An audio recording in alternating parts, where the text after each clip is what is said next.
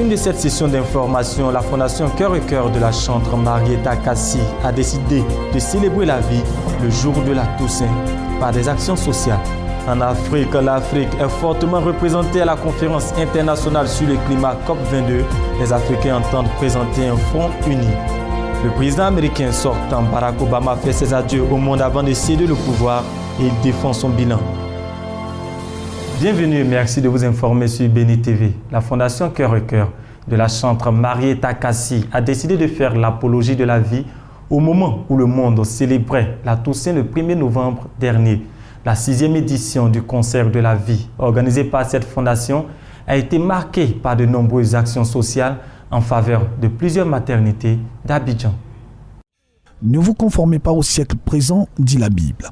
La Fondation Cœur et Cœur a célébré la vie le mardi 1er novembre 2016, alors que le monde faisait l'apologie de la mort à l'occasion de la Toussaint. L'organisation de bienfaisance chrétienne a fait de nombreux dons de kits de naissance et de boîtes d'accouchement dans les maternités de Blocos, Mpoto et Akwedo. Reçue par le corps médical à Blocos, la présidente de la Fondation Cœur et Cœur, la chantre Marieta Kassi, a donné le sens de cette action. C'est ma façon à moi de dire merci à Dieu. Cette année, il y a eu beaucoup d'enterrements. L'année dernière, il y en a eu aussi. Et Dieu m'a fait la grâce d'être encore en vie à ce jour. Donc, c'est ma façon à moi de dire merci à Dieu pour ces nouvelles personnes qui me rajoutent à chaque fois. C'est vrai que beaucoup partent, mais il permet aussi que d'autres arrivent pour combler le vide. Les dons sont constitués de berceaux, lingettes, couches et produits de première nécessité du bébé, offerts à de nouvelles mamans et leurs bébés. Le corps médical a salué ce geste plein d'amour. Nous avons été ravis de voir cette nouvelle-là depuis, je crois, le 24 du mois d'octobre. Nous avons fait tout ce que nous pouvons pour avoir réuni, malgré nos difficultés, les quelques moments qui ont donné du jour à ces jolis bébés. Une fois encore, je vous dis merci. Ces actions humanitaires s'inscrivent dans le cadre du concert de la vie, un concert annuel organisé en collaboration avec les églises La Majestueuse. Le concert de la vie 2016, 6e édition, a été placé sous le thème « Tu peux faire plus pour sauver des vies ». Avec les chantres Apôtre Série, David Lukezo, Richard Crémé, Eden, le concert de la vie 2016 a été en plein succès. Un culte spécial de fête des moissons a été célébré le samedi 12 novembre dernier à la Fondation Jésus-Christ en Action d'Abidjan, Yopougon. Ce culte spécial placé sous le thème « Bâtissons un temple à l'Éternel » avait pour orateur principal l'apôtre Gadji Abraham. Le mardi 12 novembre 2016 marquait un jour spécial pour la Fondation Jésus-Christ en Action, dirigée par l'apôtre Simon Dago. Un moment de réjouissance symbolisé par un culte spécial qui était la fête de la moisson de l'année 2016, avec pour thème « Bâtissons un temple à l'Éternel ». Plusieurs fidèles ont préparé à ce moment particulier. Pas de danse, prestation du groupe musical et chantre de l'Éternel ont précédé le message de l'apôtre Gadji Abraham, invité spécial de l'événement. Lorsqu'il est impossible, au niveau du impossible, donc les grands extraits, hypothèse impossible. Ce n'est pas possible que ce soit vrai. Ce n'est pas possible que ici on ait quelque chose. Mais quand la grâce de Dieu vient, ce qui est impossible devient possible. C'est-à-dire que la grâce surdage. Que ce n'est pas de l'homme à cause du péché. Mais quand la grâce arrive, la grâce va au-dessus du péché. Et là où c'était impossible, là où la mort devait frapper, quand la grâce arrive, la vie se manifeste. À la suite de l'apôtre Gadji Abraham qui a donné un message sur la puissance de la volonté, les témoignages et offrandes ont meublé le reste du programme. Le père de la maison, l'apôtre Simon Dago, n'est pas resté indifférent face à ce moment particulier qui représentait beaucoup pour cette œuvre. La fête de moisson, nous collectons les fonds pour l'achèvement des travaux. Nous avons commencé notre temple, alors nous l'avons bâti par la grâce du Seigneur. Il nous reste encore beaucoup à faire. Il nous reste le carrelage, le plafonnage, il nous reste l'esprit. Parce que nous voulons adorer notre Dieu dans un temple agréable, un temple à la dimension du Seigneur Jésus-Christ. Alors nous voulons le bâtir. C'est pourquoi nous avons organisé ce moment. Nous avons invité des personnes.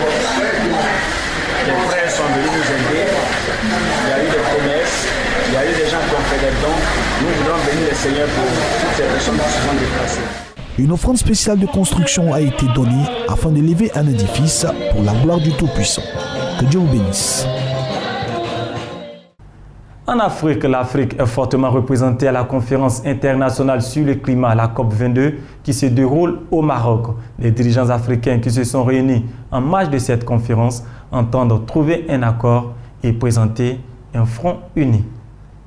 La conférence internationale sur le climat a été marquée par la Journée de l'Afrique qui offre l'opportunité de braquer les projecteurs sur le continent.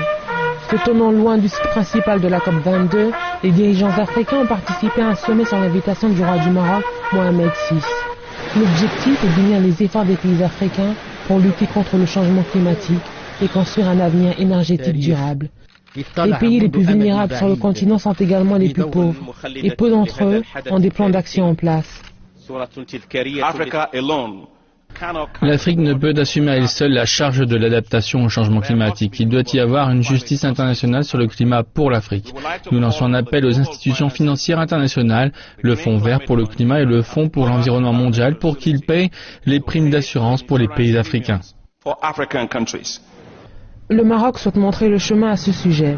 Le pays a récemment entrepris une initiative qui s'élève à 9 milliards de dollars pour générer plus de la moitié de ses besoins énergétiques à partir des sources d'énergie renouvelables. Une part importante du financement provient de l'Europe. L'Afrique ne sait que trop bien les conséquences du changement climatique. Les dirigeants africains souhaitent que le monde tienne compte de ce fait. En RDC, une délégation du Conseil de sécurité de l'ONU a appelé à une transition pacifique. L'ONU aide ainsi la RDC à sortir d'une crise politique liée aux prochaines échéances électorales. Une délégation du Conseil de sécurité est en République démocratique du Congo depuis le 13 novembre.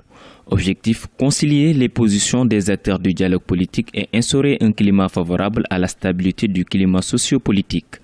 Car, depuis janvier 2015, l'opposition et les mouvements citoyens congolais ont multiplié les manifestations contre le président Joseph Kabila pour exiger son départ à la fin de son mandat constitutionnel le 20 décembre 2016. Le président de la République a dévoilé son plan machiavélique devant les membres du Conseil de sécurité des Nations Unies, à savoir celui de vouloir modifier la Constitution pour rester président à vie. Et en comparant même, en citant les pays voisins qui ont violé leur Constitution, donc lui il veut montrer, et cela ne faciliterait jamais les choses. Je pense que ça viendra encore motiver les jeunes de la Lucha, Philippi, de la société civile, du rassemblement et de toute personne qui pense que seule la démocratie est le chemin que nous devons emprunter pour développer notre pays. Les membres du Conseil de sécurité de l'ONU ont rencontré plusieurs acteurs de la société congolaise à Kinshasa.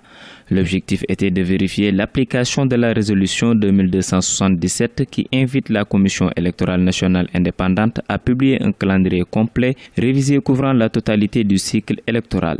Selon l'exécutif, l'accord politique du 18 octobre doit être considéré comme le référentiel qui doit guider l'action de la communauté internationale pour conduire toutes les parties à un compromis. La position, c'est vrai, elle est très tranchée, mais ce qui est évident, c'est que l'opposition qui n'a pas participé au dialogue a laissé quand même une ouverture.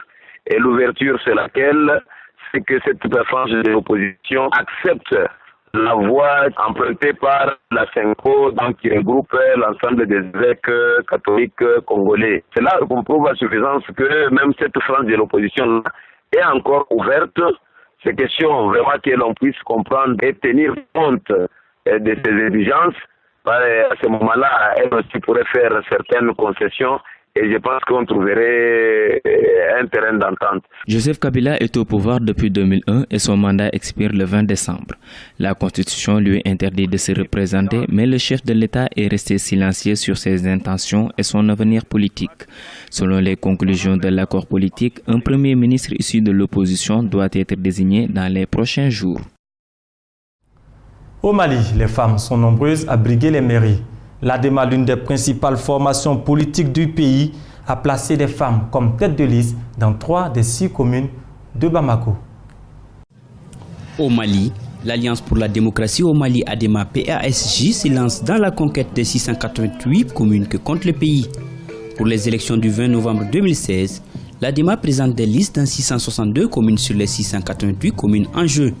Sur les 6 communes que compte la capitale Bamako, les femmes sont tête de liste dans les communes 3, 4 et 5 à l'image des Katilé Adjaratou Sen, tête de liste dans la commune 5 et ancienne conseillère municipale qui espère cette fois apporter son expérience de femme leader d'associations et d'ONG à sa commune.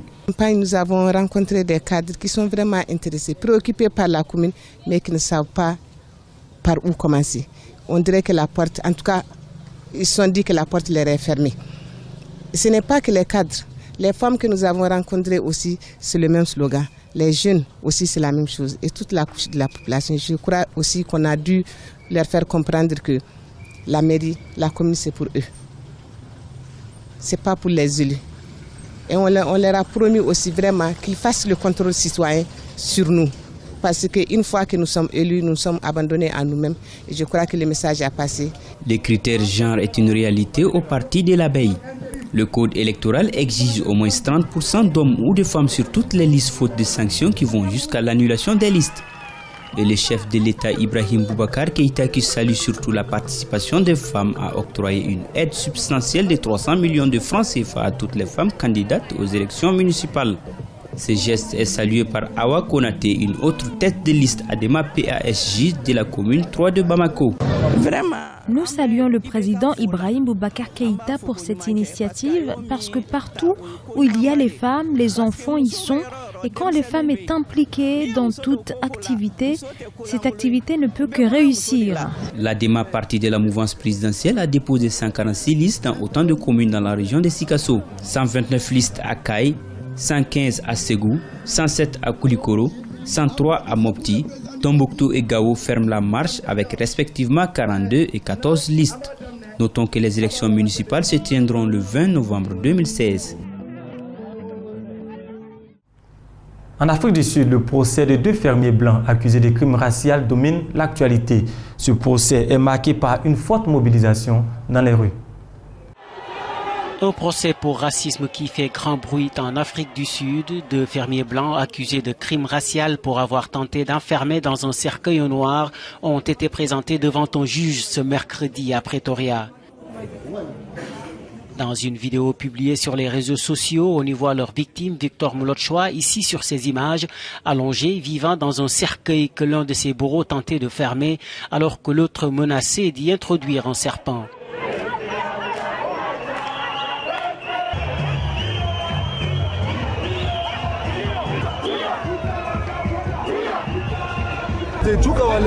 Ils ont pris nos terres et maintenant ils sont en train de traiter notre peuple. Tous les jours, ils contrarient notre peuple. Mais nous n'allons pas permettre ce genre de situation dans cette démocratie. Laissez-moi vous dire pourquoi les Blancs continuent d'être arrogants. Laissez-moi vous dire pourquoi ils ont l'audace de capturer l'un des nôtres, de le battre, alors qu'ils demandent de l'aide, avant de le mettre dans un cercueil vivant, menaçant de le brûler vif. Pourquoi les Blancs, 22 ans après que Nelson Mandela leur a pardonné, pourquoi font-ils toujours cela? Le procès de ces 2 fermiers blancs a été ajourné jusqu'au 25 janvier prochain. Il met au grand jour les divisions raciales qui minent la société sud-africaine plus de 2 décennies après la fin de l'apartheid. À l'international, pour dénoncer les purges qui ont cours en Turquie, des milliers d'opposants au président turc Erdogan ont manifesté dans les rues de Bruxelles, en Belgique. Il faut le rappeler, en Turquie, des milliers de personnes ont été mises aux arrêts depuis le putsch manqué. Près de 3000 opposants au président turc Erdogan ont manifesté ce jeudi dans les rues de Bruxelles. Ils dénoncent les purges et les persécutions dans les milieux médiatiques, académiques et judiciaires et qualifient le régime en place de dictature. L'armée était garant de laïcité en Turquie. Il a d'abord détruit l'armée, après la justice. Maintenant, il est seul. On se demande qu'est-ce qu'il veut encore. Il a déjà tout le pouvoir. Le régime turc s'est durci depuis le coup d'État manqué de cet été. Une attitude dénoncée par les autorités européennes qui privilégient toujours le dialogue. Les manifestants réclament plus de fermeté. L'Union européenne a soutenu Erdogan et le gouvernement turc, et c'est pourquoi nous en sommes là. Nous aimerions lancer un appel et demander aux pays européens de couper leurs liens avec le gouvernement turc et que des sanctions soient appliquées. Dans le cortège, de très nombreux Kurdes, mais pas de traces du CHP, principal parti d'opposition. Une contre-manifestation pro-Erdogan sera organisée ce samedi. Barack Obama, le président américain sortant, fait ses adieux au monde avant de passer le pouvoir. En tournée en Europe, il a défendu son bilan et a dénoncé la montée du nationalisme aux États-Unis. Le président Obama captive son auditoire au moment même où il apparaît sur scène. Il se tient là où la démocratie est née et fait l'éloge des idéaux démocratiques. Puis il lance un message contre l'isolationnisme, déclarant qu'il est temps de changer de cap pour s'assurer que davantage de personnes bénéficient des bienfaits de la technologie et de la mondialisation. Cette envie de se retirer du monde globalisé est compréhensible. Si les gens sentent leur futur, ils vont se retirer. Nous l'avons vu ici en Grèce, nous l'avons vu à travers toute l'Europe, nous l'avons vu aux États-Unis, nous l'avons vu lors du vote britannique pour quitter l'Union européenne. Après la victoire électorale de Donald Trump, l'héritage du président Obama est incertain. Donald Trump s'est engagé à défaire la majeure partie de ce qu'a fait le président Obama, un bilan que ce dernier a défendu dans son discours. Comme vous l'avez peut-être remarqué, le prochain président américain et moi-même ne pourrions pas être plus différents. Nous avons des points de vue très différents, mais la démocratie américaine est plus grande que n'importe quel individu, et c'est pour cela que nous avons cette tradition qui veut que le président sortant accueille le nouveau président, comme j'ai pu le faire la semaine dernière. Et c'est pourquoi dans les semaines à venir, mon administration va faire tout son possible pour permettre la transition la plus fluide possible, car c'est ainsi que doit fonctionner la démocratie. Rassurer les dirigeants européens sur le fait que Donald Trump n'abandonnera pas les politiques américaines les plus importantes a été la mission principale du président Obama au cours de son voyage en Europe. Mais lorsqu'il était à Athènes, il a aussi pu réaliser un de ses rêves d'enfance. Visiter l'Acropole et le Parthénon, ce temple vieux de 2500 ans et qui est le symbole mondial de la démocratie. Toujours aux États-Unis, le directeur du service national de renseignement, James Clapper, a remis sa démission, mais il compte rester en poste jusqu'à la fin du mandat de l'administration Obama. J'ai présenté ma lettre de démission hier soir, ce qui m'a fait du bien. Il me reste 64 jours et je crois que ma femme serait mécontente si je devais rester plus longtemps que ça. Clapper, qui est âgé de 75 ans, a déclaré lors d'une audience du Congrès qu'il quitterait le 20 janvier prochain, soit le jour de l'entrée en fonction de Donald Trump. En tout, il aura coordonné des bureaux tels que la CIA et la NSA. La direction du service national de renseignement a été créée au lendemain des attaques du 11 septembre 2001 qui a révélé l'incapacité des agences du renseignement à recueillir de l'information. Son départ laisse un autre vide important que l'administration Trump devra combler dès son arrivée. En Asie, la Birmanie est confrontée depuis son indépendance à plusieurs conflits dans ses zones frontalières. Dans ce pays, il est désormais question de réintégrer ces jeunes soldats qui ont été utilisés de part et d'autre dans les armées. Petit à petit, Sutetto se réadapte à la vie civile. Sa planche de salut, son travail dans ce garage de Rangoon. Cet ancien enfant soldat a passé 2 ans dans l'armée après avoir été enrôlé sous la menace par un recruteur militaire. Il m'a dit qu'on m'arrêtait parce que j'étais dehors en pleine nuit. Il m'a dit que j'avais le choix, soit la prison, soit l'armée. Moi j'avais peur. Il m'a dit que si j'allais en prison, je ne pourrais plus voir ma mère, parce que je devrais y rester très longtemps. Alors que si j'entrais dans l'armée, je pourrais avoir des vacances. Après 4 mois et demi de formation, il est envoyé dans le nord du pays, en État Karen, où l'armée se bat contre des groupes rebelles. Au bout de 2 ans, l'intervention de sa mère permet de le faire démobiliser. Mais les séquelles physiques et psychologiques sont lourdes. J'étais battu quand je faisais quelque chose de mal. Parfois, on me frappait pour une simple erreur. Selon l'ONU, l'armée birmane n'est pas la seule à avoir recours aux enfants soldats. 7 groupes ethniques armés présents dans les régions frontalières auraient également utilisé des mineurs dans les conflits. Depuis 2012, 800 ont été libérés, mais le retour à la vie civile est un défi. Beaucoup de communautés ne veulent pas accueillir un enfant qui a commis des actes de violence, qui aurait utilisé des armes contre d'autres personnes. C'est pour ça qu'il est très important de travailler avec l'entourage de ces enfants afin que leur réintégration puisse se faire rapidement et qu'ils se sentent soutenus.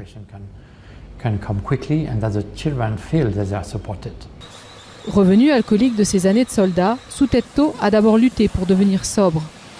Aujourd'hui, il veut oublier. Il y aurait toujours plusieurs centaines d'enfants soldats dans les rangs des différents groupes armés de Birmanie. En Israël, des touristes peuvent suivre de loin la guerre en Syrie. C'est un nouveau tourisme qui se développe de plus en plus depuis les hauteurs du plateau du Golan, annexé par Israël en 1967. Dans les hauteurs du plateau du Golan, parmi les panneaux d'avertissement et les barbelés, un groupe de jeunes Arabes israéliens déambule à quelques kilomètres à peine de la ligne de démarcation avec la Syrie. Ce territoire conquis par Israël à la Syrie en 1967 et depuis annexé intéresse beaucoup de monde de par sa situation géopolitique chargée et son histoire emblématique de la région. C'est Ahmad qui organise ces excursions insolites. Il s'est lancé dans cette forme de tourisme alternatif il y a 7 ans. L'objectif est de faire parvenir la vérité aux gens. Plus les générations passent et plus la mémoire s'estompe. Donc l'un de nos objectifs était de rafraîchir la mémoire des gens, pas uniquement les habitants du Golan, mais aussi ceux qui sont à l'extérieur de la Palestine et les étrangers qui n'ont aucune information ou connaissance sur le Golan avant et après l'occupation israélienne. Prochain arrêt de la visite, toujours du côté israélien, les anciens quartiers généraux de l'armée syrienne. Avant 1967, chrétiens, musulmans, druzes et circassiens vivaient ici, mais la plupart d'entre eux sont partis pendant la guerre pour aller du côté du territoire contrôlé par la Syrie. Aujourd'hui, environ 22 000 druzes et 25 000 Israéliens vivent dans le Golan annexé par Israël. Les gens qui entrent ici respirent beaucoup d'odeurs et laissent courir leur imagination. Ce sont des informations à la fois agréables et difficiles. Jamais je n'imaginais pouvoir venir dans un tel endroit. Je connais le Golan, mais jamais je n'aurais imaginé qu'une telle chose existait ici. Et nous ne savons encore que quelque chose seulement. Nous en apprenons plus au fur et à mesure. Ahmad emmène aussi le groupe auprès de la rivière Hasbani. Le cours d'eau, dont 40 km coule au Liban, est une source de tension entre Israël et son voisin du Nord, ce qui a failli déclencher une guerre en 2002.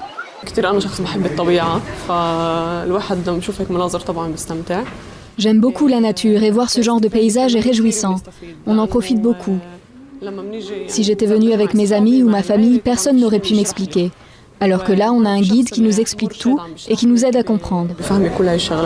Avant 1967, le Golan abritait 250 villages, mais la plupart ont été détruits.